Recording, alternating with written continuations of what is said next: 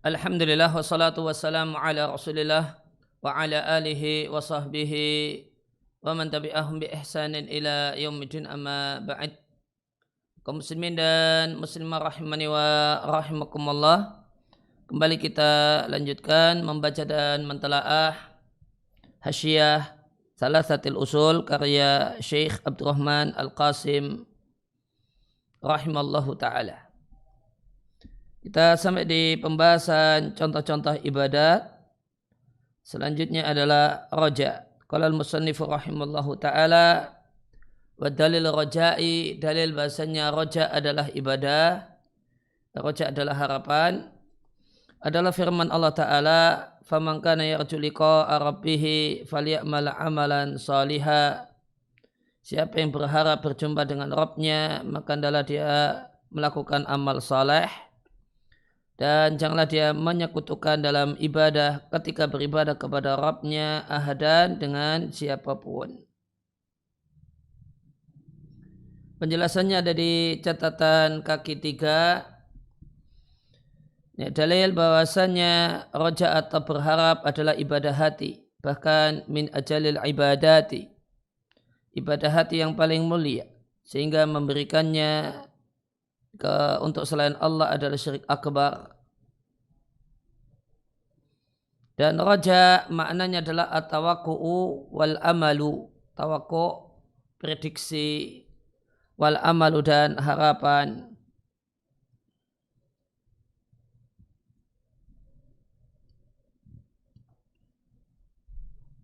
Mamdudun yang panjang.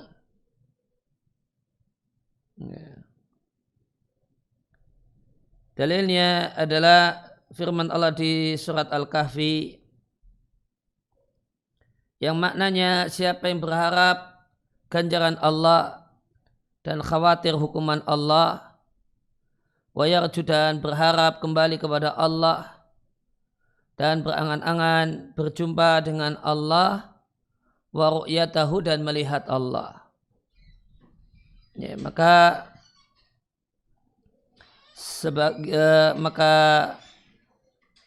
ayat yang menyatakan tentang liqa Allah itu terkadang dimaknai dengan ru'yah, dengan atau dijadikan sebagai dalil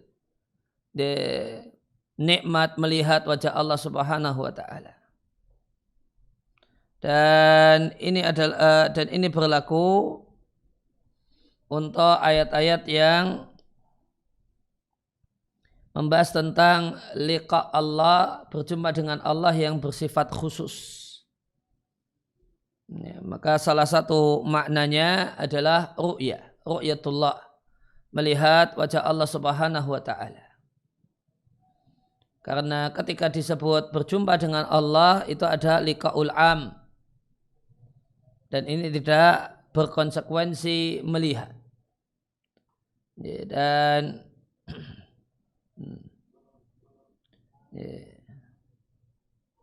innaka kadihun ila rabbika kadahan famulakih. Kalian manusia akan bersusah payah dan lantas kalian akan berjumpa dengan Allah. Ini liqaul am. Maka ini tidak berkonsekuensi ru'yatullah, melihat Allah Subhanahu wa taala. Namun liqaullah al-khas itu menjadi dalil adanya nikmat Allah Subhanahu wa taala, nikmat yang terbesar melihat Allah Subhanahu wa taala. Jadi liqaullah, berjumpa dengan Allah itu ada dua macam, ada yang al-am dan al-khas.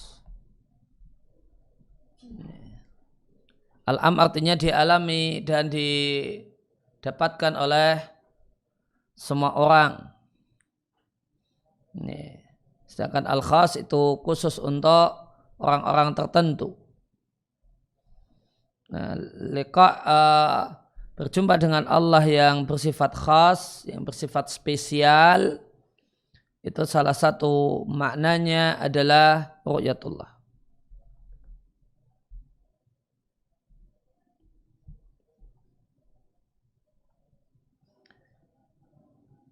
Wa fusira bil muayyanah, maka liqa Allah di sini ditafsirkan dengan al-muayyanah, melihat Allah dengan mata kepala.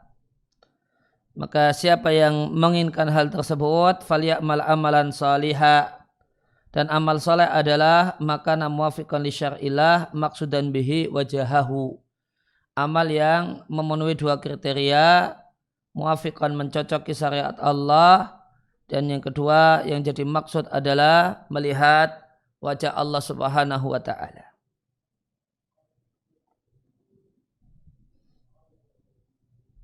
Kemudian wala yusyrik bi'ibadati rabbih ahada, maknanya adalah tidak menjadikan bersama Allah sekutu dalam ibadah.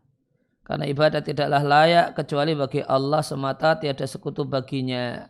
Ahadan di sini isim nakirah, didahului oleh nahi sehingga ta'ummu mencakup kula mada'uin min dunillahi, segala sesuatu yang diseru dan disembah selain Allah, baik malaikat, nabi, wali, orang soleh dan yang lain.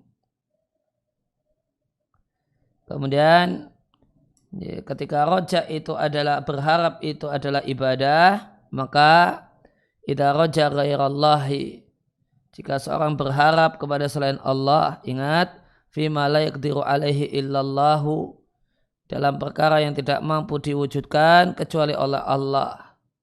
Berharap pada makhluk agar bisa memberinya momongan, keturunan, dan yang lainnya, maka dia musyrik syirik akbar. Kemudian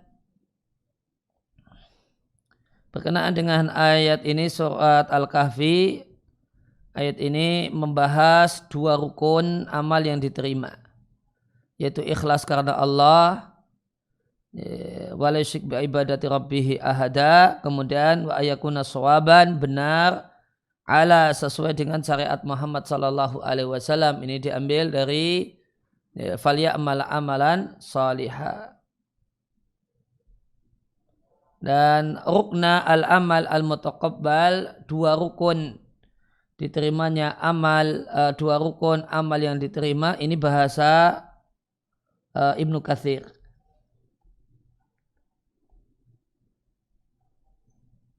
Ini bahasa Ibnu Katsir. Kalau yang biasa kita jumpai dua syarat diterimanya amal.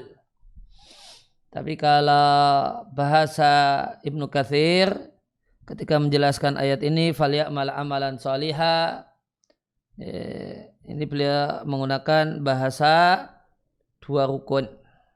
Ya, Ibnu Katsir mengatakan di tafsirnya, faman kana yarju liqa'a rabbih ay thawabahu wa jazaahu as-salihah, falyamal, berharap pahala dan balasannya yang baik, falyamal amalan salihah, kerjakanlah amal soleh, yaitu makana muwafiqan li syar'illahi, yang mencocoki syariat Allah, wala yusyrik bi'ibadati rabbih ahada, dan jangan wala yusyrik bi'ibadati rabbih ahada wa huwa alladhi yuradu bi wajhullahi wahdahu la syarika lahu, itulah amal yang dimaksudkan dengannya wajah Allah semata tanpa menyekutukannya. Kemudian Ibnu Katsir mengatakan wahadani rukna al-amal al-mutaqabbal.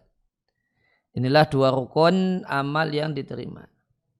Labuta ayakuna khalisan lillahi, harus ikhlas karena Allah, shawaban ala syariati Rasulillah sallallahu alaihi wasallam, dan shawab sesuai dengan syariat Rasulullah.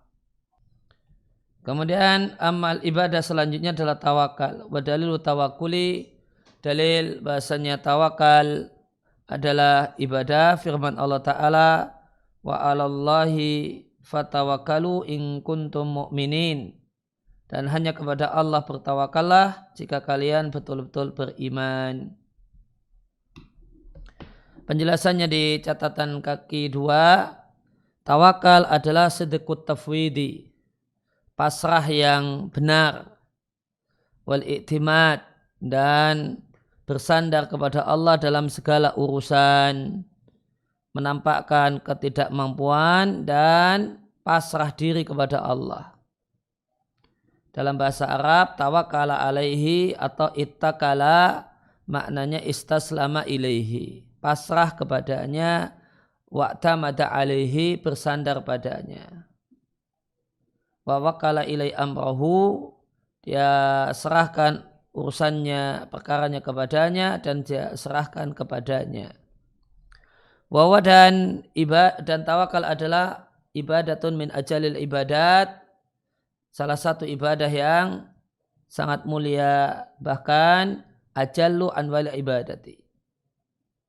Adalah jenis ibadah yang paling mulia, wa a'la maqamatit tauhid, dan terminal tauhid yang paling tinggi. Maka seorang hamba tidaklah menyerahkan urusannya dan tidaklah bersandar kecuali kepada Allah Azza wa Jalla. Karena dia Allah adalah zat yang maha kuasa atas segala sesuatu, di tangan Allah kerajaan, dan Allah qadirun, maha kuasa atas segala sesuatu. Wa idza kana dzalika, maka jika demikianlah keadaannya, yang maha kuasa atas segala sesuatu adalah Allah. Wa idza kana dzalika kadzalika, maka jika keadaannya seperti itu, maka makhluk meskipun dia memiliki satu jenis kemampuan, fala yu'tamadu alaihi, tidak bisa menjadi sandaran, walau meskipun dalam perkara yang Allah memberikan kemampuan untuk makhluk padanya. Jadi dalam hal yang memang makhluk itu punya kemampuan, itu tetap tawakalnya jangan ke makhluk, namun tawakalnya kepada Allah. Bahkan seorang hamba tetap bersandar kepada Allah Azza wa Jalla semata. Tawakal adalah ibadah hati. Maka jika seorang itu bersandar pada selain Allah, yaitu makhluk, dalam hal yang tidak mampu diwujudkan kecuali oleh Allah, maka ini syirik besar.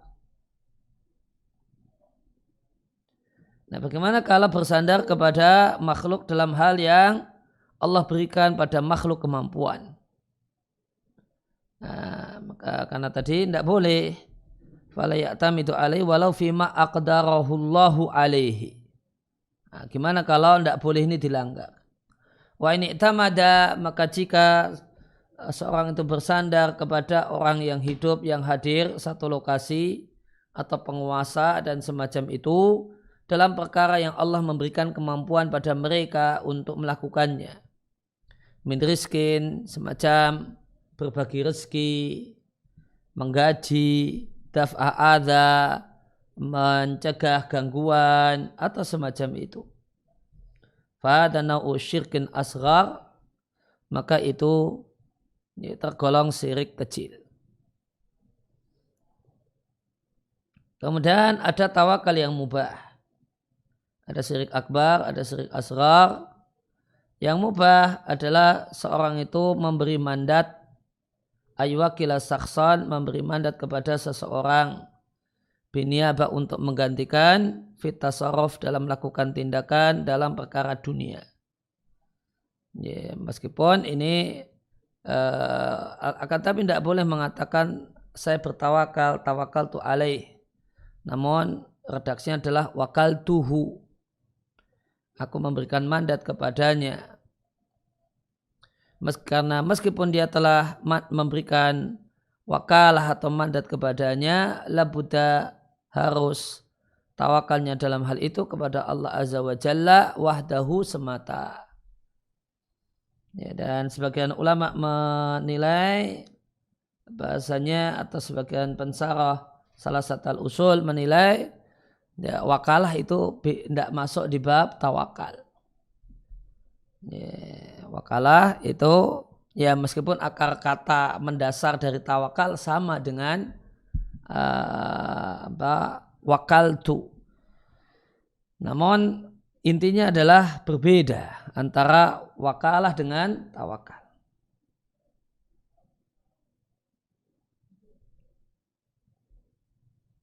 Kemudian tadi dalil tawakal, wa Allah, dan hanya kepada Allah tawakalah kalian jika kalian betul-betul beriman.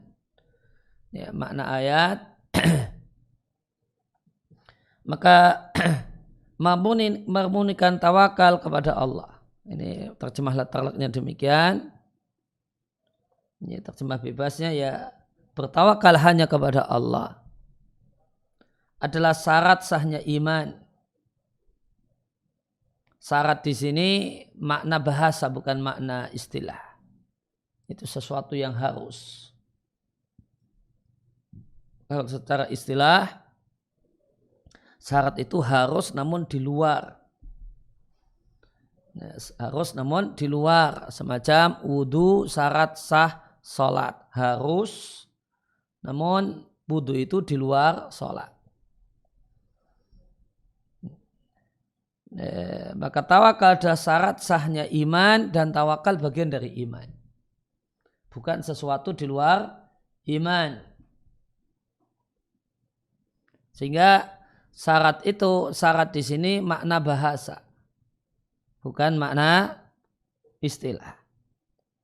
Wayantafi, maka iman hilang ketika hilang dan tidak ada tawakal.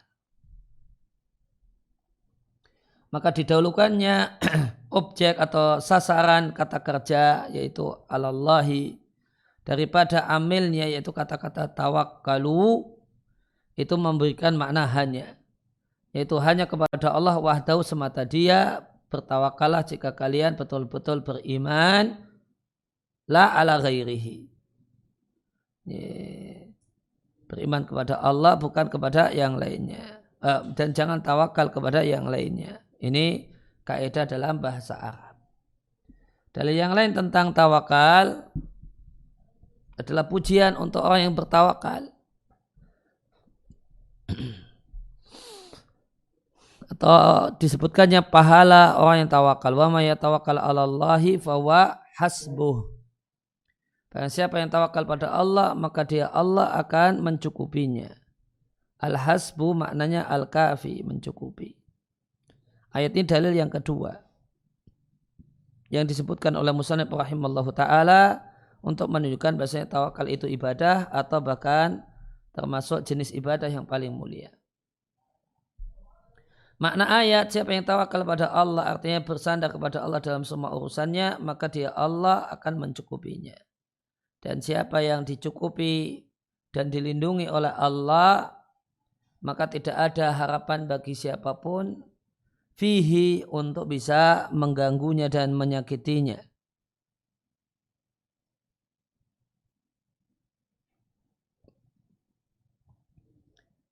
Dan kesimpulan yang menarik tentang tawakal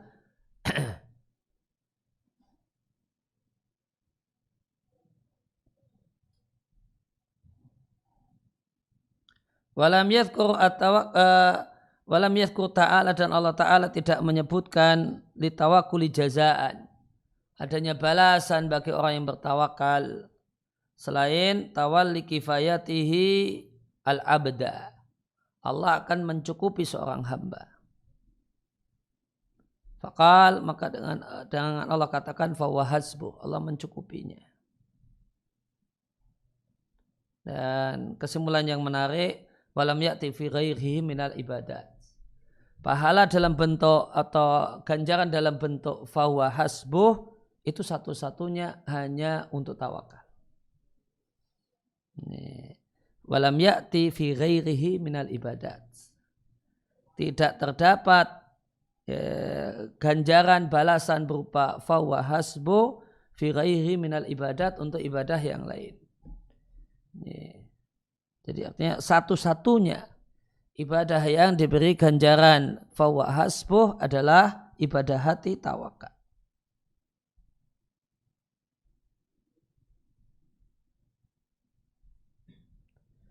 Fadalla ala idhami sya'ni tawakkuli. Apa yang bisa dipetik dan disimpulkan? Maka ini menunjukkan besarnya, tingginya kedudukan tawakal. Wa fadilatuhu, dan keutamaan tawakal. Wa anna, dan bahasanya tawakal adalah bentuk ibadah yang paling mulia. Dan memberikannya kepada selain Allah Subhanahu wa ta'ala adalah syirik akbar, adalah syirik besar. Kemudian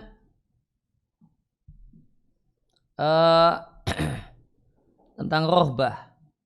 Dalil rohbah wa rohbah wal khusyuk.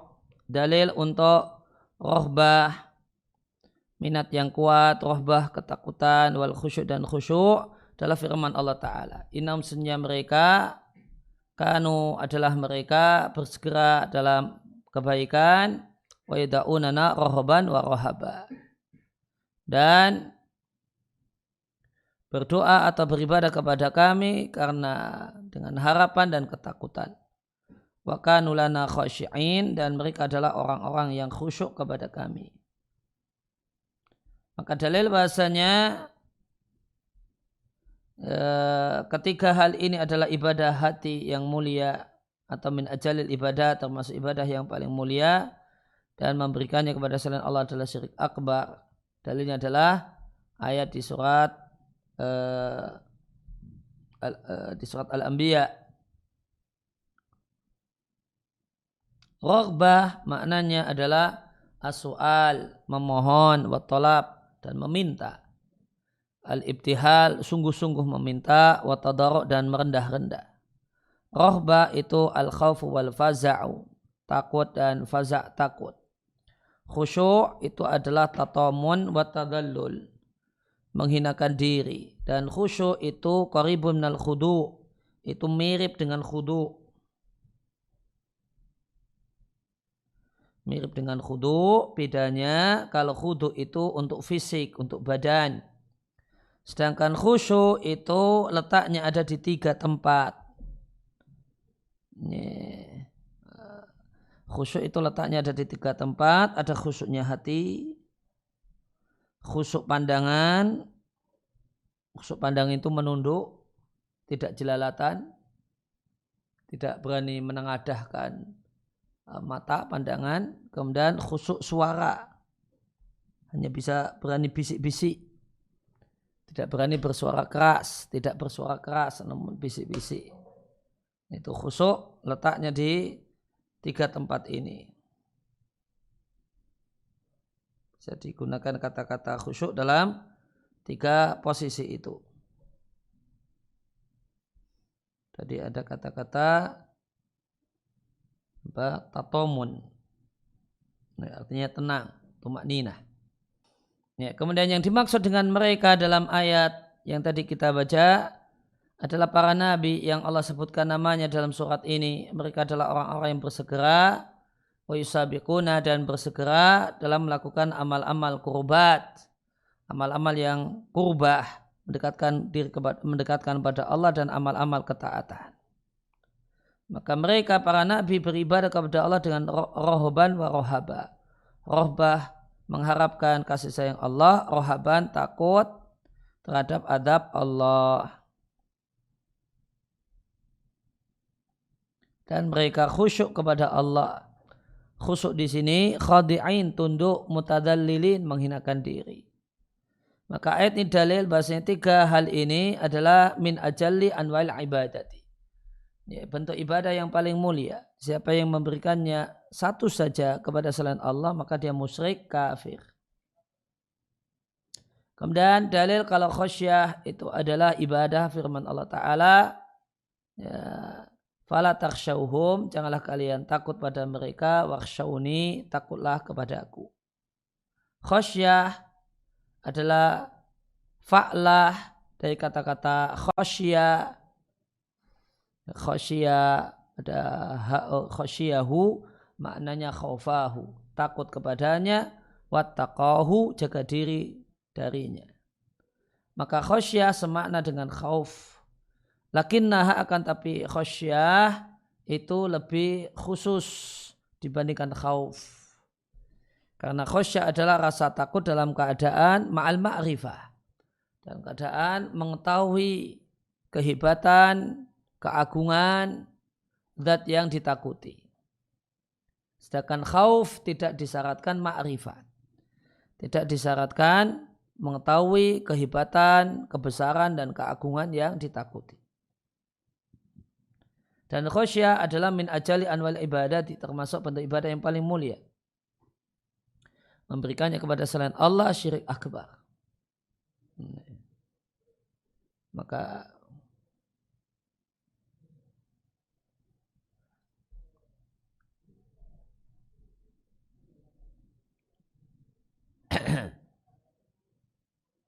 Ya, kemudian makna ayat, janganlah takut pada manusia karena aku adalah pelindung kalian. Takutlah kepadaku semata. Fa'inau ta'ala, maka Allah Ta'ala dialah yang ahlun layak ayukhsya wahdahu, untuk ditakuti semata dia. Maka Allah perintahkan untuk takut kepada Allah semata dan melarang takut kepada yang lainnya. Sebagaimana firman Allah di ayat yang kedua, mana keduanya?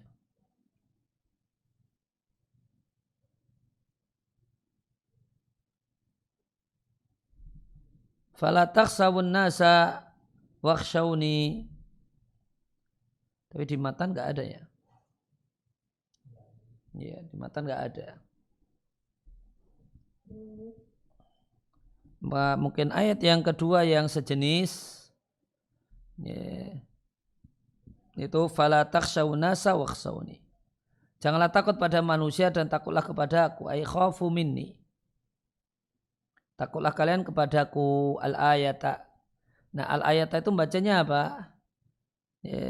Maka bisa dibaca kasrah. Majrur al-ayati.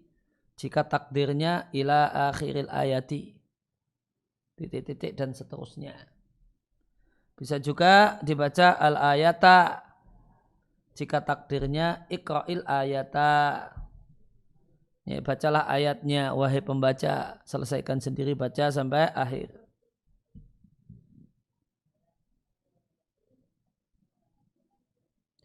Sehingga kalau terutama pakai makna yang kedua ini, ikra'il ayata, maka semestinya orang yang membaca matan itu tidak boleh berhenti di situ. Fala takhshawhum bakhshawni al-ayata. Nah itu al-ayatanya jangan dibaca.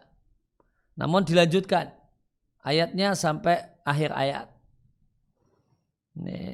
Fala takhshawhum bakhshawni wala tashtar bi ayati. Maka dilanjutkan ayatnya sampai selesai. Jadi al-ayatanya enggak dibaca. Tapi cara baca matannya, ya dilanjutkan sampai selesai.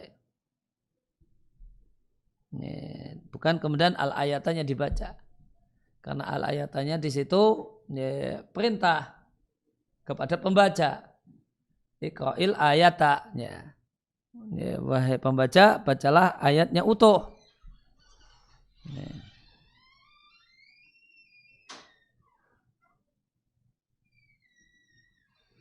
Sehingga yang membaca, jadi kalau pakai penjelasan yang kedua, ya artinya ini baik sangka kepada pembaca. Pembacanya sudah hafal Quran, gitu ya.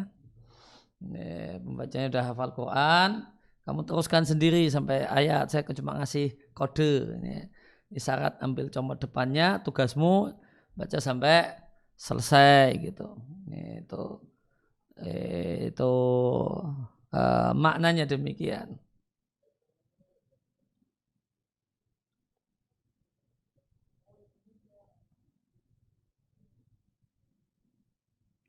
Fadalatil ayatani, oh ya, ini berarti ini ada menurut Sabdurrahman Al-Qasim harusnya ada 2 ayat.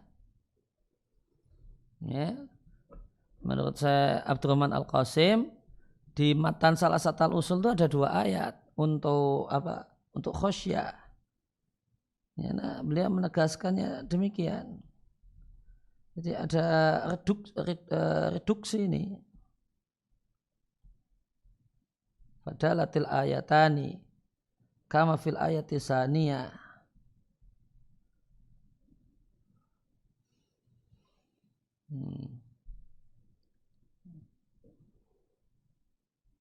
Ini menurut naskah yang dipegang oleh Abdurrahman Al-Qasim, versi naskah matan salah satu al-usul itu ada 2 ayat untuk khosyah, bukan 1 ayat. Fadalatil ayatani, maka dua ayat ini dan yang semakna dengan keduanya menunjukkan bahasanya khusyuk adalah ibadah, bahkan termasuk ibadah yang paling mulia. Memberikannya pada selain Allah adalah syirik akbar. Kemudian dalil inabah adalah ibadat, adalah firman Allah Ta'ala wa anibu ila rabbikum wa aslimulah al-ayata. Dan kembalilah kalian kepada Rabb kalian dan pasrahlah kepadanya.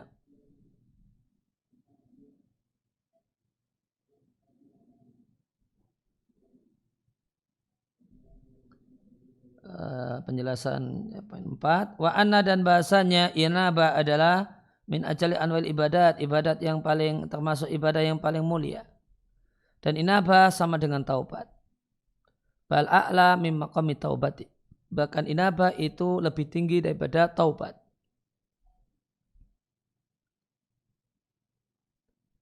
Ya, karena inabah adalah taubat plus.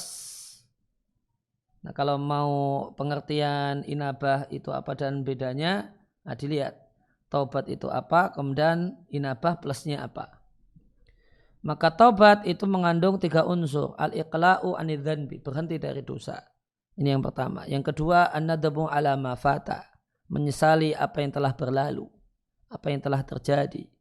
Kemudian bertekad kuat untuk tidak kembali melakukannya. Ini 3 unsur pokok taubat. Ini ada menyesal, ada berhenti, menyesal, kemudian tekad untuk tidak kembali melakukannya. Nah, inabah itu apa? Tadulu ala dalik. Kata-kata inabah itu menunjukkan 3 unsur tadi yang ada di dalikannya, kembali ke yang tadi pengertian taubat. Kemudian plusnya apa? Wa tadulu ala iqbal ala Allahi bil ibadati. Unsur tambahan supaya taubat itu menjadi inabah, unsur tambahnya adalah al-iqbal, perhatian total kepada Allah dalam ibadah. Nah, apa itu iqbal ala Allah? Memberikan perhatian kepada Allah. Ruju'un amma la yambari bil kulliyah wa qasdun ila ma yambari min ridahu.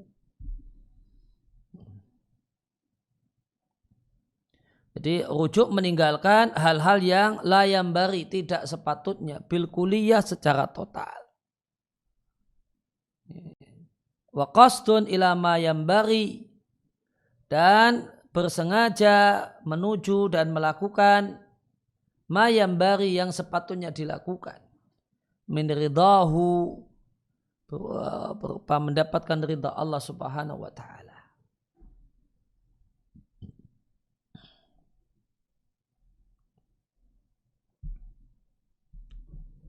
Ini jadi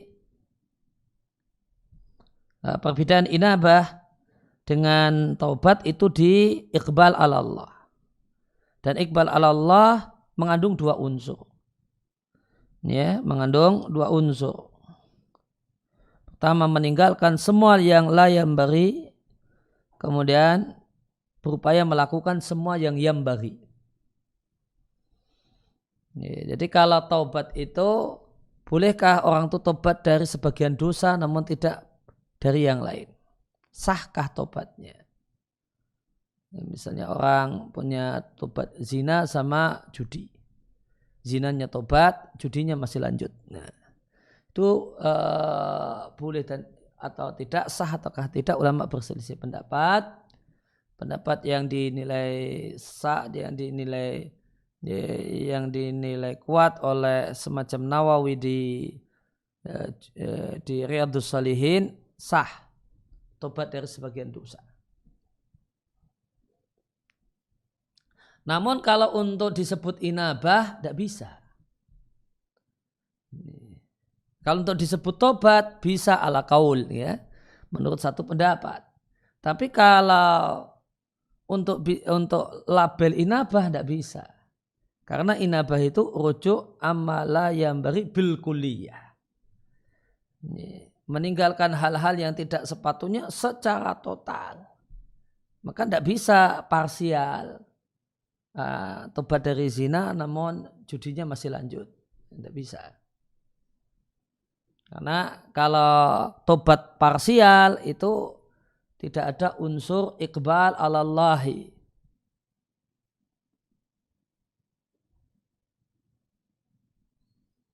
Sehingga untuk menggambarkan beda antara inabah dengan taubat ada yang menjelaskan.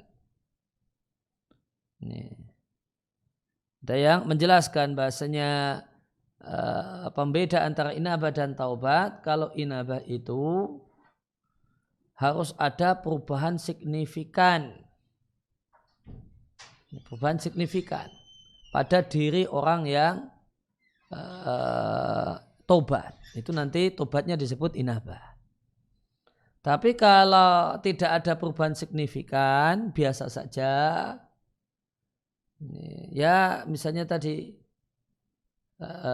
dia tobat dari zina, ya zinanya berhenti, disesali, bertekad tidak mengulangi, namun ya kuantitas kualitas sholatnya ya seperti itu.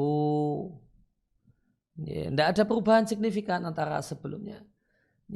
Ketika dia masih aktif berzina, ya dia masih jaga sholat, zina ya iya, teman sholat ya iya gitu. Setelah kemudian taubat dari zina, sholatnya nggak berubah, nggak ada perubahan signifikan. Nah itu taubat. Levelnya, makomnya, levelnya level taubat. Namun bukan level inabah. Tapi kalau inabah dan dia berhenti, misalnya dosa besar yang dia miliki adalah zina, dia berhenti. Setelah itu dia terjadi perubahan signifikan, drastis dari orang yang sholatnya sholat namun mepet dan sebagainya, kemudian dia berubah. Jadi sholatnya di awal waktu, kemudian ke masjid, jamaah nggak pernah ketinggalan. Sebelum orang datang dia sudah datang nomor pertama. Bahkan dia plus jadi muadzinnya. Kemudian terjadi perubahan total pada dirinya. Perubahan total pada dirinya, orangnya kemudian masya Allah jadi orangnya jadi lembut, orangnya mudah teringat dengan dosanya, menangis, perubahan signifikan, akhlaknya jadi berubah di momen gara-gara dia bertobat dari satu keburukan yang dia miliki. Itu kemudian ada perubahan signifikan. Nah itu inabah. Tapi kalau cuma biasa saja, ya, yaitu hanya taubat. Makamnya makam taubat.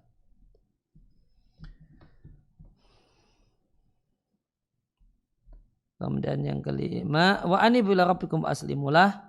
Makna ayatnya aqbilu ila rabbikum. Berikanlah perhatian kepada Rabbmu, kembalilah kepadanya dengan taat padanya, pasrah kepadanya. Artinya murnikan tauhid untuknya.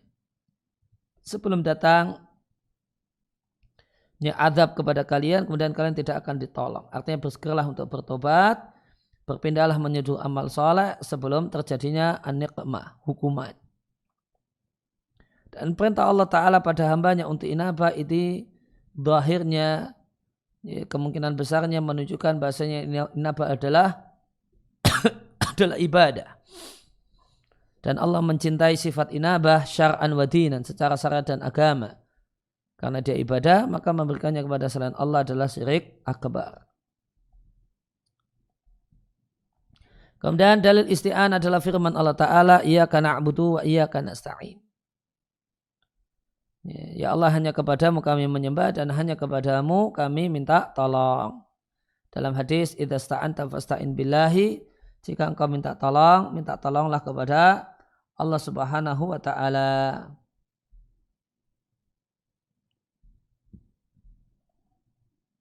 Maka dalil bahasanya isti'anah adalah ibadah, bahkan termasuk ibadah yang paling mulia. Dan isti'anah itu apa sih? Isti'anah itu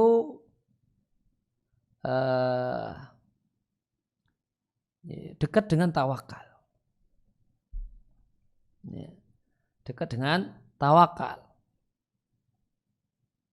Kalau kita isti'anah kita terjemahkan dengan minta tolong, itu dalam bahasa Indonesia dekat dengan doa. Dekat dengan doa. Yeah. Tapi kalau penjelasannya isti'anah itu dekat dengan tawakal. Wa yatajma'u, karena yang namanya isti'anah itu memuat dua unsur. Tajma'u aslaini, mengumpulkan dan mengandung dua poin. Apa itu? Yang pertama, athiqatu billahi, yakin sama Allah, percaya sama Allah. Allah tidak menyelisih janjinya, betul-betul percaya. Yang kedua, wal i'timadu alaihi, hati bersandar kepadanya. Nah, hati bersandar kepadanya itu tawakal.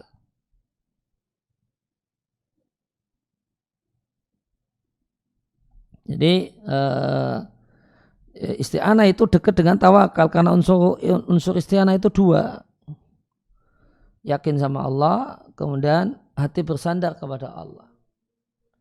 Syekhul Islam Taimiyah rahimahullah ta'ala mengatakan, ta'amal tu anfa'at doa, aku renungkan doa yang paling manfaat, ternyata dia adalah memohon aun, bantuan kepada Allah untuk bisa mendapatkan ridha Allah. Kemudian aku melihat itu, doa itu sudah ada di Al-Fatihah, yaitu di iyyaka na'budu wa iyyaka nasta'in. Tentang iyyaka na'budu wa iyyaka nasta'in, agama seluruhnya itu yarji'u, kalau terjemah luasnya bisa diperas atau intinya yarji'u ila, ya, intinya bisa diperas saripatinya. Saripati agama seluruhnya itu dua hal ini, yaitu ibadah hanya kepada Allah, kemudian minta tolong hanya kepada Allah. Kemudian rahasia penciptaan, penurunan kitab suci dan syariat, pahala dan hukuman, itu rahasianya intinya kembali pada dua kalimat ini. Dua kalimat ini, iyyaka na'budu sama iyyaka nasta'in. Wa alaihima, dan dengan dua kalimat ini madarul ubudiyah wa tauhid, poros penghambaan dan tauhid.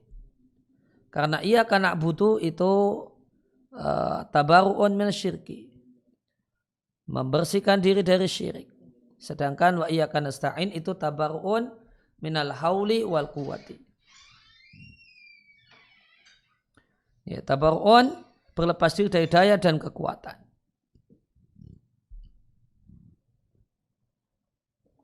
Maka iyyaka na'budu itu obat riya, dan iyyaka nasta'in itu obat ujub.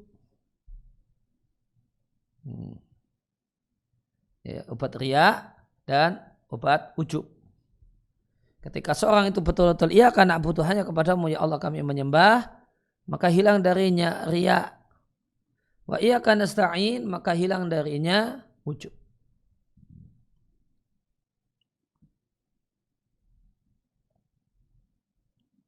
Karena iyyaka nasta'in itu membersihkan diri dari daya dan kekuatan.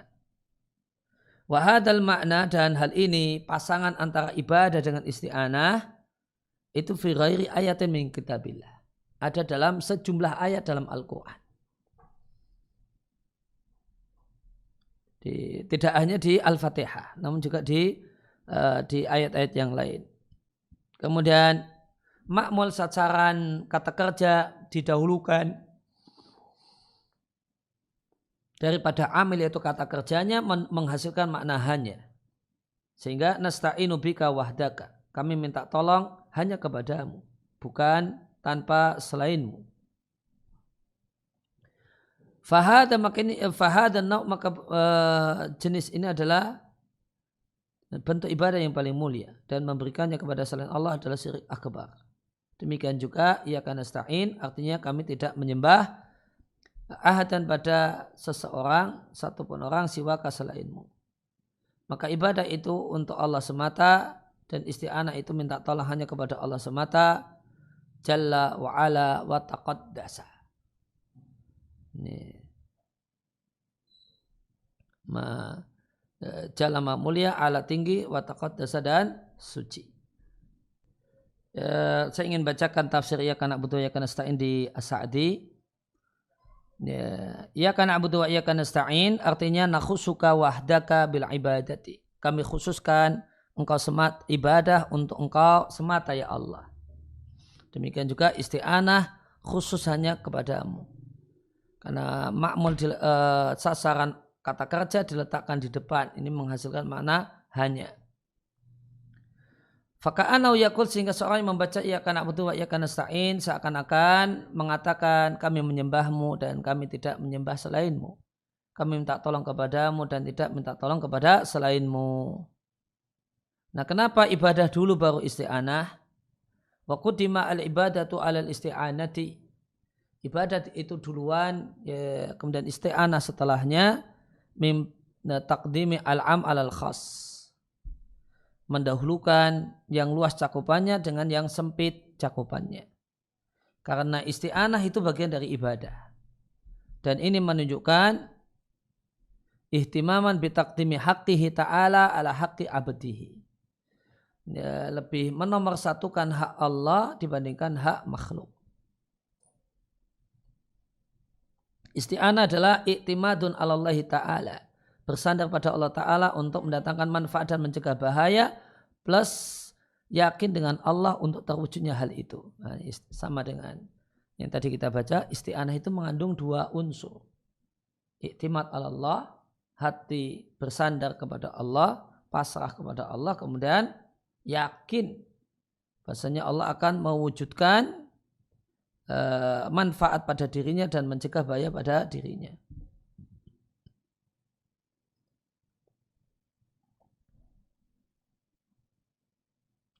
Ya, maka melakukan ibadah pada Allah dan isti'anah kepada Allah adalah sarana bahagia abadi. Selamat dari segala macam bahaya, mara bahaya. Maka tidak ada jalan untuk selamat kecuali dengan melaksanakan keduanya. Namun ibadah itu adalah ibadah jika diambil dari Rasulullah SAW dan maksudnya adalah mengharap wajah Allah. Dengan dua unsur ini maka ibadah adalah ibadah. Nah, disebutkan isti'anah setelah ibadah, padahal isti'anah itu sudah masuk dalam ibadah. Lihtiyajil abdi fi jami' ibadatihi ilal isti'anati billahi ta'ala. Karena hamba itu dalam semua ibadahnya perlu bantuan Allah Ta'ala. Karena hamba jika tidak Allah bantu, dia tidak akan mampu melaksanakan apa yang dia inginkan, yaitu melaksanakan perintah dan menjauhi larangan.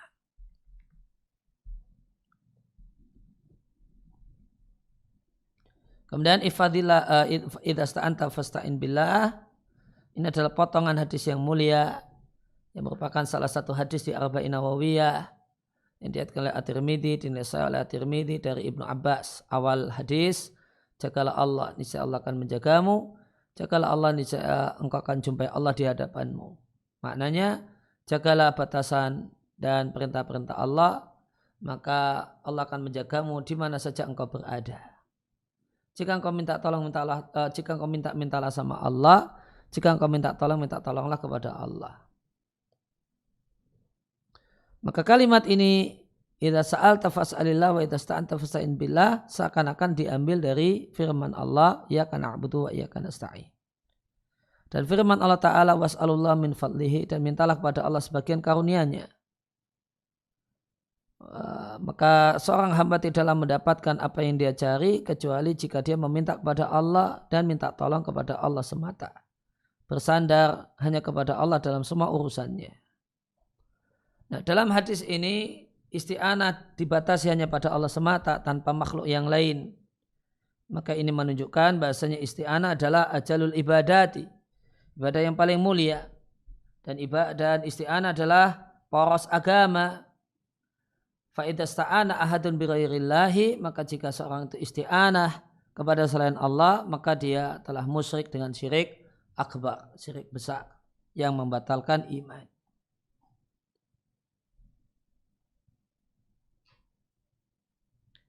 Kemudian dalil isti'adah. Maksudnya isti'adah adalah ibadah. Dalam firman Allah Ta'ala, Qul a'udhu birabbil falaq. Katakan wahai sang Nabi, aku berlindung kepada Rabb al-Falaq. Ya, Rabb waktu subuh. Dan kul a'udzu bi rabbin nas. Ya, katakanlah sang Nabi, aku berlindung kepada Allah, Rabbnya semua manusia. Penjelasannya. Dalil bahasanya isti'anah adalah ibadah, bahkan termasuk ibadah yang paling mulia. Dalil bahasanya isti'adah adalah ibadah, dan isti'adah adalah meminta perlindungan adalah ibadah yang paling mulia. Isti'adah maknanya secara bahasa adalah iltija, berlindung, iktisam, berlindung, taharus, melindungi diri. Wa hakikatuhu dan pengertiannya. Pengertian dari isti'adah adalah lari dari sesuatu yang ditakuti menuju mendekat ke arah zat yang akan bisa melindunginya dari yang ditakuti itu. Dan untuk meminta perlindungan ada dua kosakata dalam bahasa Arab. Ada al-iyadhu dan ada al-iyadhu. Nah, apa bedanya? Al-iyadhu itu minta perlindungan untuk mencegah keburukan. Al-iyadhu itu meminta untuk litolabil mahbubi, untuk meminta terjadinya sesuatu yang disukai. Sebagaimana kata seorang penyair, ya man aladhu bihi fima a'umuluhu, waidat yang aku berlindung kepadanya, aludhu. Aludhu berarti apa? Meminta aja ya. Aku meminta ya, kepadanya dalam terwujudnya apa yang aku angankan. Waman a'udhu bihi fima uhadiruhu. Nah, ini kalau fima dalam perkara yang aku angankan pakai aludhu. Dalam fima uhadiruhu dalam perkara yang aku takuti pakai a'udhu. Ini dalil beda a'udhu dan aludhu. Dan tidak ada manusia yang bisa menambal tulang jika engkau mematahkannya. Dan mungkin yahidu maknanya mematahkan. Haidbun itu lembut. Ya, lentur. Nanti.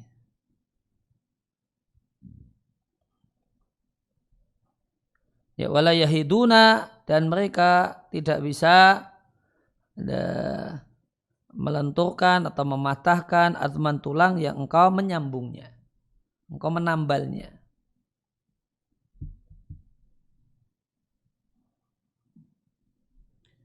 Kemudian tentang surat Al-Falaq. Allah perintahkan Nabi-Nya Sallallahu Alaihi Wasallam untuk meminta perlindungan kepada zat yang membelah. Falak mana asalnya membelah, al-isbah pagi. Malam, pagi itu membelah malam. Dari kejelekan semua makhluk.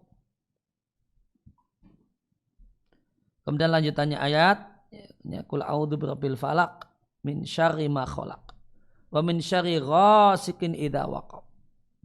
Kemudian dari kejelekan ghasik malam dan al-hasid, orang yang hasad atau orang yang diantara kejelekannya adalah menimbulkan ain. Falak maknanya adalah subuh.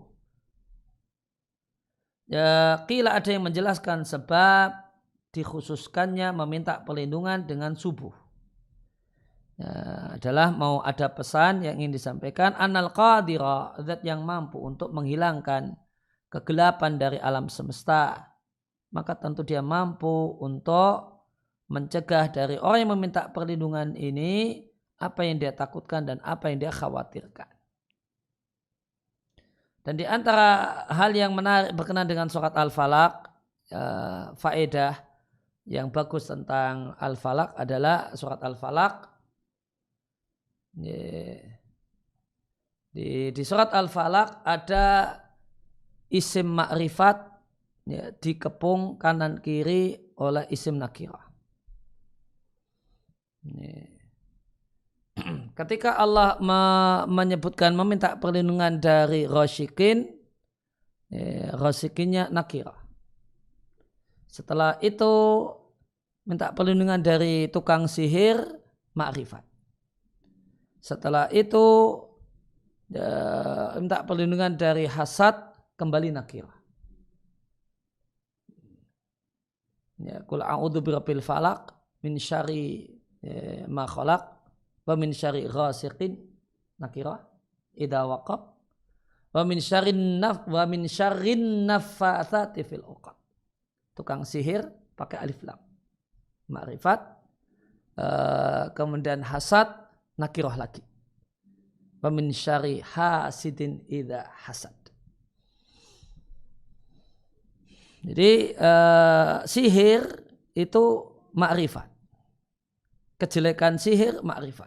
Kejelekan tukang sihir ma'rifat. Kejelekan malam nakirah. Kejelekan hasad, orang hasad nakirah. Ya, maka ma'rifat sebelumnya nakirah, setelahnya nakirah. Ya, ada yang menjelaskan kenapa demikian. Ya, karena kalau tukang sihir itu seluruhnya jelek dan jahat. Seluruhnya jelek dan jahat. Sihir itu seluruhnya buruk. Tidak ada kebaikan padanya. Sedangkan malam belum tentu buruk. Ada malam yang indah. Apalagi malam pertama bagi pengantin. Malam indah. Kemudian hasad, tidak semua hasad tercela. Ada ghibtah yang terpuji. Tapi kalau sihir tidak ada. Tidak ada yang positif, semuanya negatif semua.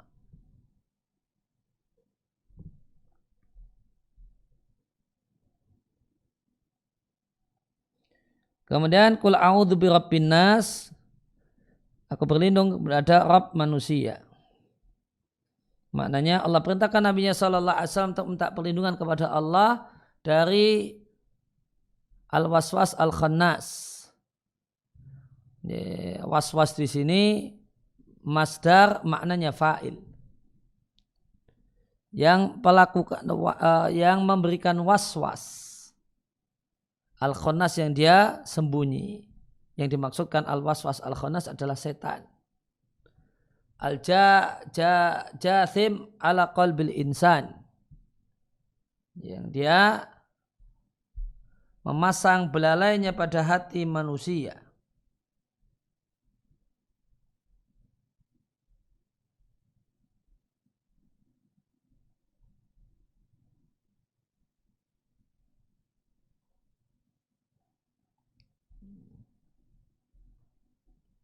Saya pastikan dulu jasim.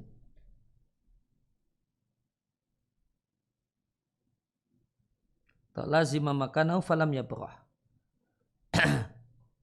Artinya membersamai, berada di satu tempat dan tidak pernah meninggalkannya.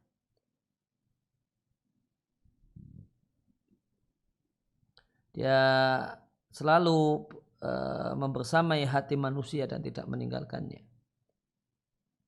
Namun jika orang itu mengingat pada Allah, khonasa, dia sembunyi. Wa idza ghafala, dan jika dia manusianya lalai, waswasa, dia memberi bisikan-bisikan. Dan supaya terlindung dari setan ini, Allah sebutkan 3 sifatnya. Rububiyah, kemudian kerajaan, dan ilahiyah. Maka Allah perintahkan orang yang minta perlindungan untuk minta perlindungan dengan 3 sifat ini dari kejahatan setan al-muwakkal bil insan yang ditugasi untuk menggoda manusia, mengganggu manusia. Sahabat Valid dari Nabi SAW, Nabi sampaikan bahasanya setan mengalir di badan manusia di pembuluh darahnya. Dan Nabi juga menyampaikan dalam hadis, tidaklah berlindung orang yang meminta perlindungan semisal dengan membaca 2 surat ini. Dan perintah untuk minta perlindungan kepada Allah Ta'ala itu banyak dalam Al-Quran dan hadis. Di antaranya ada firman Allah Ta'ala, ibunya Maryam yaitu istri Imran, ini uidzuha bika wa dzurriyyataha minasyaitonir rajim. Aku memintakan perlindungan untuk Maryam kepadamu ya Allah dan anaknya Maryam dari setan yang terkutuk. Ma'adallah an akuna minal jahilin. Aku berlindung pada Allah kalau aku menjadi bagian dari orang-orang yang bodoh. Dan jika engkau akan baca Al-Quran, telah perlindungan kepada Allah dari setan yang terkutuk.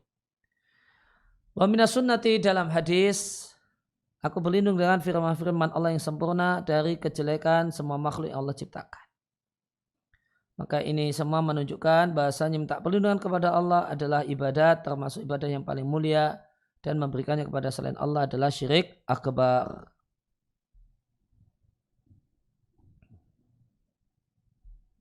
Kemudian dalil istighosah. Ini adalah firman Allah Ta'ala, ittastaghithuna rabbakum, ketika kalian minta untuk diselamatkan dari kesusahan kepada Rabb kalian, lantas Allah mengijabahi kalian.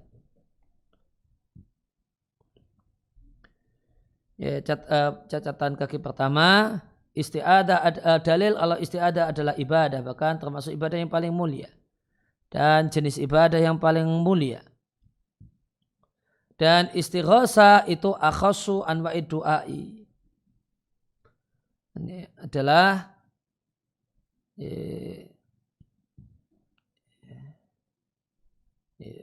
terjemah bebasnya adalah bagian dari doa gitu aja. Akhassu anwa'id du'ai.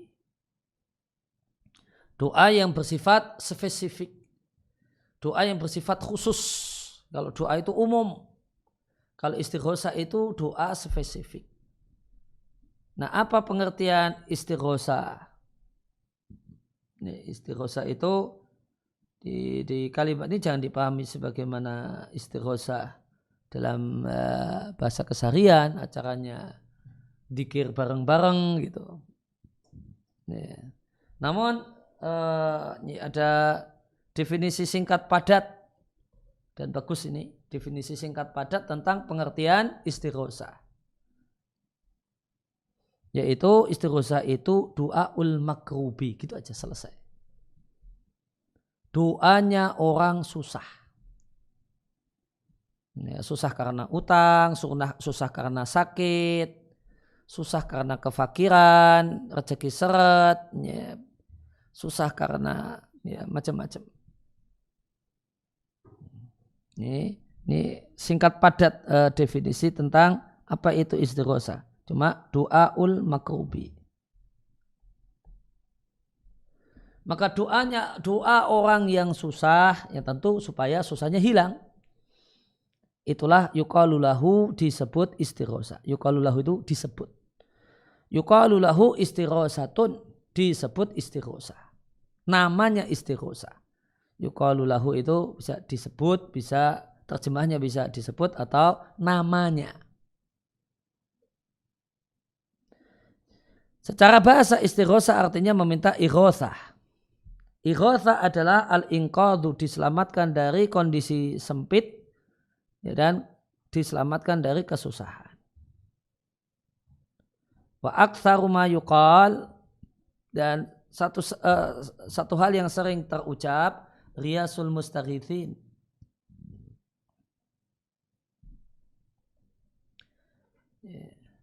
Itu maknanya mudriku ibadah. Mudrik di sini menyelamatkan. Idrak itu salah satu maknanya adalah selamat, menyelamatkan. Mudriku ibadihi fisyada'id, yang menyelamatkan hamba-hambanya yang berada dalam kesusahan jika mereka berdoa kepadanya. Zat yang mujibuhum, menjawab doa mereka, wa mukhallisuhum, bukan mukhlis namun mukhallis, yang menyelamatkan mereka. Itu istighosa. Maka jika seorang itu membelokkan istighosa, dan jika ada seseorang yang membelokkan istighosa kepada selain Allah, semacam istighosa kepada patung atau pada orang yang sudah mati, atau orang yang hidup namun di lain posisi, lain tempat atau semacam itu, maka dia musyrik kafir. Ittastaghithuna rabbakum fastajaba lakum.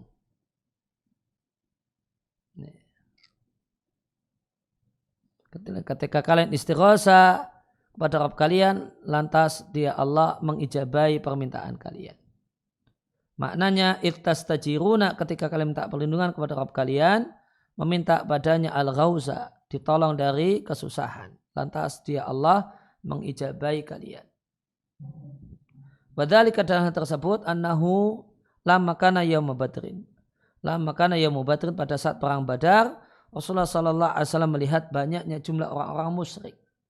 Maka ja'ala, mulailah. Ja'ala di sini maknanya syara'a, maknanya bada'a. Mulailah Nabi menyeru Rabbnya. Wa yunashiduhu. Yunashid itu doa sungguh-sungguh.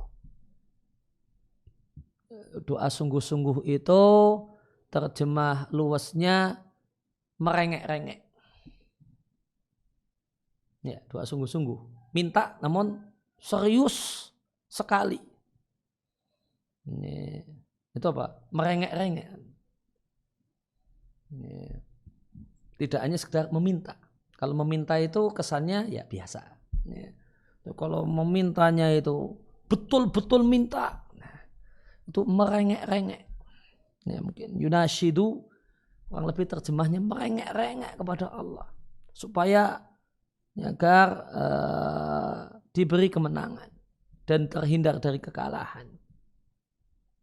Maka amaddahu, Allah membantunya dengan pertolongan menghadapi musuhnya.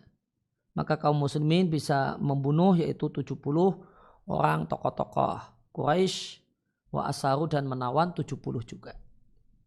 Wa dhaharal islamu, kemudian menanglah Islam. Orang kemudian tidak lagi memandang sebelah mata dengan Islam. Sehingga jadilah hari perang Badar yang terjadi pada 17 Ramadan tahun 2 Hijriah disebut dengan Yaumul Furqan, hari pembeda. Karena unggulnya Islam, gentarnya musuh-musuh Islam, dan Islam tidak lagi dipandang sebelah mata.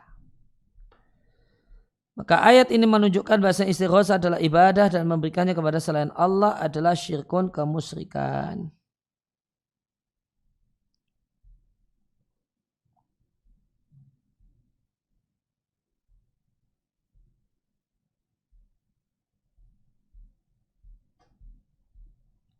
Kemudian dalil menyembelih adalah ibadah. Firman Allah Ta'ala, katakanlah wahai sang Rasul, sesungguhnya salatku, sembelihanku, ya, wa mahyaya, keadaanku saat hidup dan keadaanku ketika mati itu untuk Allah Rabb semesta alam, tiada sekutu baginya. Penjelasannya, dzabhul kurban, menyembelih hewan kurban untuk Allah Ta'ala berupa udhiyah, hewan kurban ketika Idul Adha, atau hadaya jamak dari hadyun, sembelihan jamaah haji. Dan semacam itu adalah ibadat, bahkan termasuk ibadah yang paling mulia. Wa afdalul qurbat, dan amal yang mendekatkan diri kepada Allah yang paling mulia. Ya, menyembelih itu disebut dzabah kalau untuk sapi dan kambing. Kalau untuk onta disebut nahar. Meskipun boleh dibalik. Wa yajuzu al-aqsu. Ya, boleh dibalik. Nah, kenapa di sini disebut dalilu dzabahi? Ya, tidak kemudian dalilu dzabah wa nahar gitu. Jawabannya wa ubira bi dzabahi, dan diungkapkan dengan dzabah. Maksudnya diksinya itu dzabah, tidak nahar atau digabung. Jawabannya li'annahul aktsaru, karena itu yang paling sering terjadi. Nyembelih unta itu karena unta itu mahal, ya jarang-jarang. Lain hanya dengan kambing misalnya. Kemudian makna ayat, sampaikanlah wahai Muhammad kepada mereka orang musyrik yang menyembah selain Allah dan menyembelih untuk selain Allah. Sesungguhnya salatku dan nusukku, yaitu dzabahi, sembelihanku.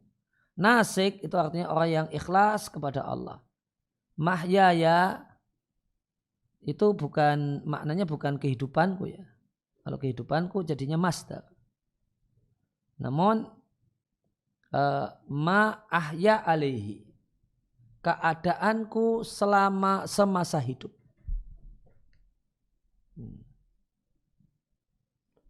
Perbuatanku selama aku hidup. Nah, apa perbuatan yang diinginkan? Minal amali saleh. Berarti apa? Semua amal saleh yang kulakukan saat hidup. Wa mamati itu bukan dan matiku. Ini kalau penjelasan di sini. Namun kondisiku saat mati. Ma'amutu alaihi. Kondisiku saat aku mati. Itu untuk Allah Rabb semesta alam tiada sekutu baginya. Dalam satupun dari hal-hal itu dan ibadah-ibadah yang lainnya. Wabidzalika, dengan hal itu, dengan kata-kata itu, dan dengan cara itu aku diperintahkan.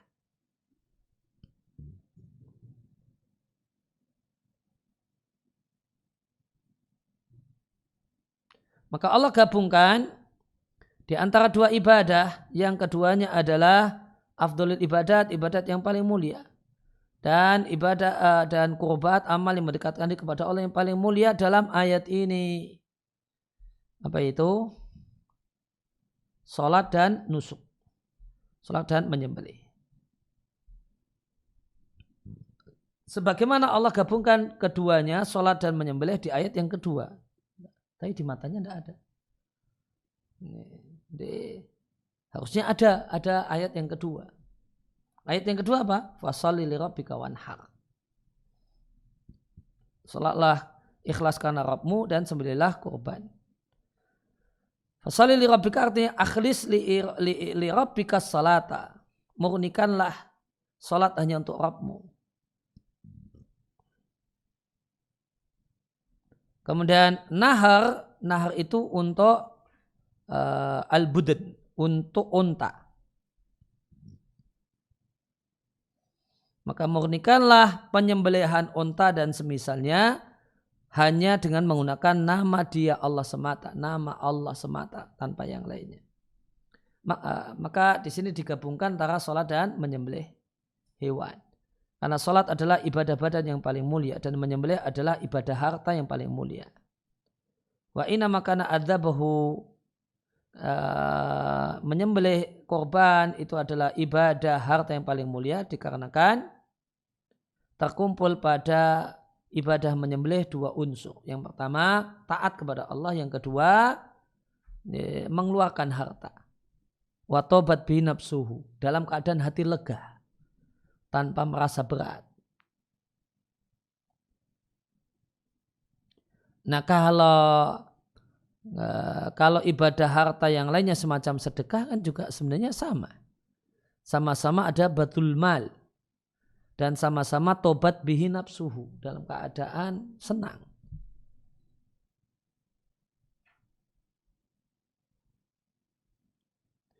Nah, sehingga kenapa ibadah harta yang paling utama adalah menyembelih hewan kurban.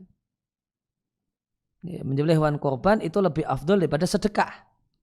Sama-sama ibadah harta. Kenapa kok dia lebih afdol daripada sedekah? Jawabannya, wal badlu mustarakun fi jinsil mali. Keluar harta itu adalah mustarakun, satu hal yang sama fi jinsil mali, dalam jenis harta.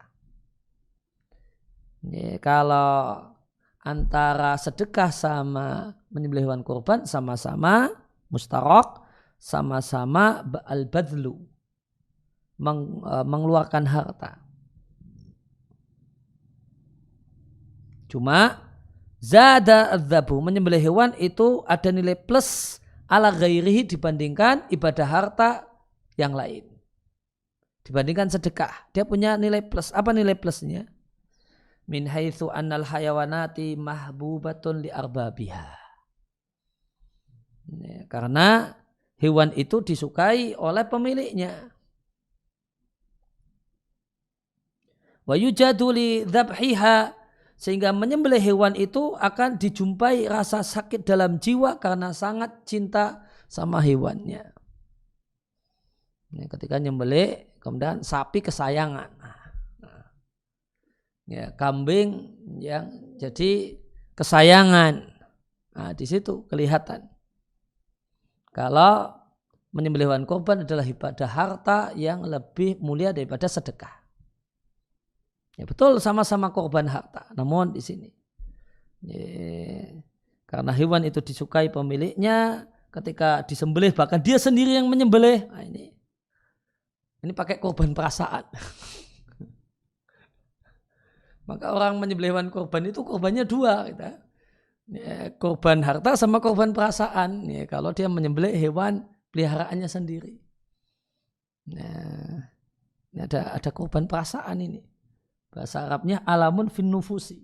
Ada rasa sakit di jiwa, kurban perasaan.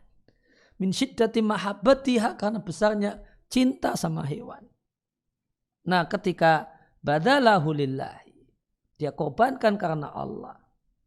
Wasamahat nafsuhu, dalam keadaan jiwanya itu lapang.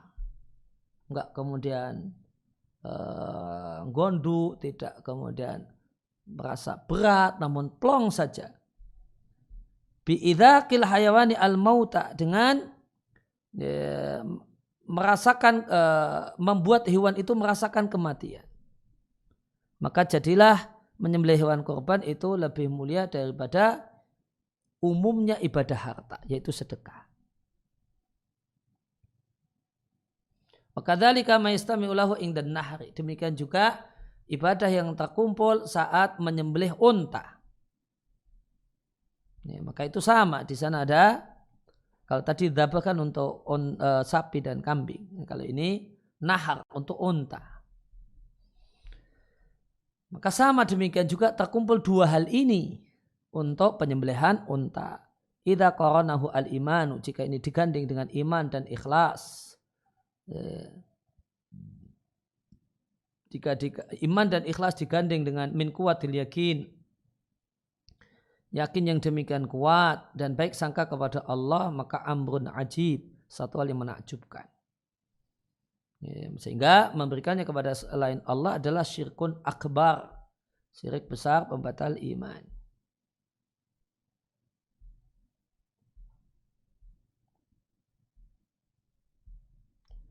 Kemudian dalil di hadis minas sunnati la'anallahu man dzabaha li ghairillah. Allah melaknat orang yang menyembelih untuk selain Allah. Catatan kaki dalil bahasanya menyembelih adalah ibadah dari hadis Rasulullah sallallahu alaihi wasallam, yang kita diperintahkan untuk mengikuti hadis, mengikuti sunnah. Dalam sabda Nabi, kutinggalkan di tengah-tengah kalian sesuatu yang jika kalian memegangnya erat-erat kalian tidak akan sesat. Kitabullah dan sunnahku. Dan sabda Nabi, alaikum bisunnati wa sunnatil khulafa'ir rasyidin. Hendaklah kalian pegang erat-erat sunnahku. Dan Nabi katakan, kutinggalkan kalian di atas jalan yang putih, malamnya seperti siangnya. Tidak ada yang menyimpang darinya setelah aku wafat kecuali orang yang binasa. Laknat artinya at-tardu, diusir, wal ib'ad, dan dijauhkan. Mal'un artinya adalah orang yang berhak mendapatkan laknat. Atau mal'un itu berarti ada dua. Orang yang dilaknat atau berhak dapat laknat. Yang kedua adalah du'iya biha alaihi, didoakan laknat padanya. Ya. Tapi kalau laknat itu asalnya dari makhluk, artinya cacian. Kalau laknat dari Allah, artinya tadi dijauhkan dari kasih sayang Allah. Syekhul Islam Taimiyah rahimahullah ta'ala mengatakan, sungguh Allah melaknat orang yang berhak untuk istahaqal laknat, berhak untuk dilaknat. Dan Allah melaknatnya dengan kata-kata, sebagaimana Allah memuji orang yang berhak untuk mendapatkan pujian dari hamba-hambanya. Waqal Ibnu Taimiyah mengatakan, yang disembelih untuk selain Allah itu semisal seorang mengatakan, hadhihi dhabihatun likada, ini adalah sembelihan untuk Nyi Roro Kidul misalnya. Wa tahrimuhu adharu min tahrimi madhubya lillahmi wa qala fi bismillahil masihi. Dan haramnya sembelihan untuk selain Allah itu lebih jelas daripada haramnya hewan yang disembelih untuk diambil dagingnya, namun saat disembelih mengucapkan dengan nama Isa, dengan nama Al-Masih. atau semacam itu. Jadi di sini ada dua hal yang haram. Menyembelih ditujukan untuk mencari ridha selain Allah. Nyi Kidul atau jin Mbah Petruk penunggu Merapi gitu. Meskipun saat menyembelih dengan nama Allah, itu haramnya lebih haram. Haramnya itu adhar, lebih gamblang, lebih wadih, lebih jelas dibandingkan ada ayam atau ada kambing disembelih untuk dimakan dagingnya, namun saat menyembelih pakai Bismil Masih dengan nama Isa misalnya. Ini dua-duanya haram. Dua-duanya haram. Namun yang pertama lebih haram daripada yang kedua. Di antara penjelasannya, karena yang pertama itu haramnya babnya bab ibadat. Sedangkan kalau yang kedua haramnya adalah haram bab isti'anah. Bismil Masih. Itu haramnya bab isti'anah. Babnya bab isti'anah. Aku minta tolong kepada Al-Masih untuk nyembelih ini. Tapi kalau ini dia ketika nyembelih bismillah, minta tolong sama Allah supaya bisa nyembelih. Namun ini darahnya dikucurkan dalam rangka supaya Syekh Bila Belu di Parangtritis itu senang, ridho. Ini maka yang pertama itu keharamannya adhar. Keharamannya babnya bab ibadah karena keharamannya lebih haram daripada keharaman yang kedua. Meskipun dua-duanya sama-sama haram.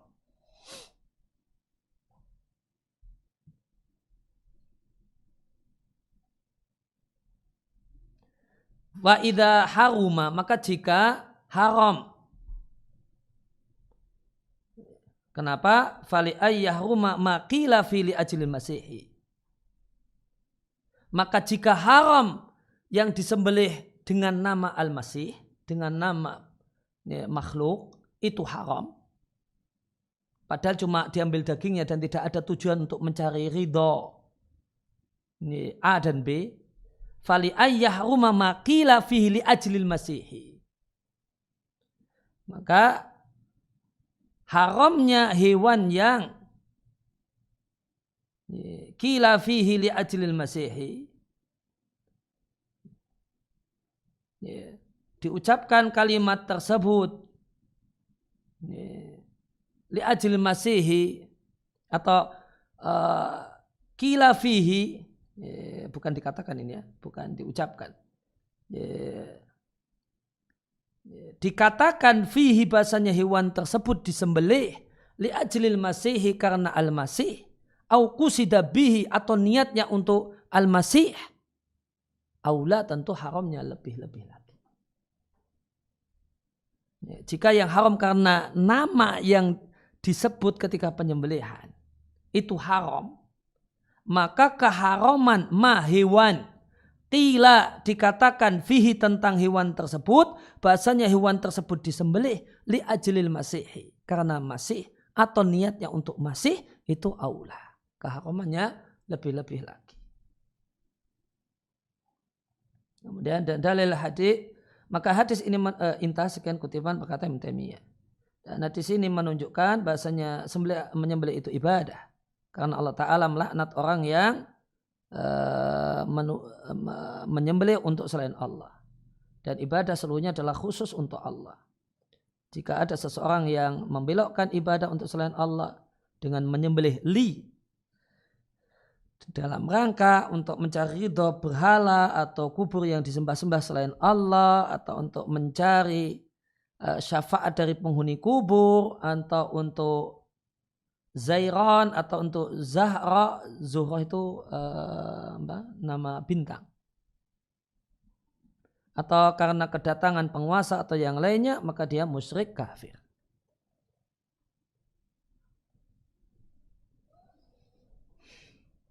Ya, demikian yang kita kaji kesempatan kali ini. Wassallallahu ala nabiyina Muhammadin wa ala alihi wasallam. Wa alhamdulillahi rabbil alamin.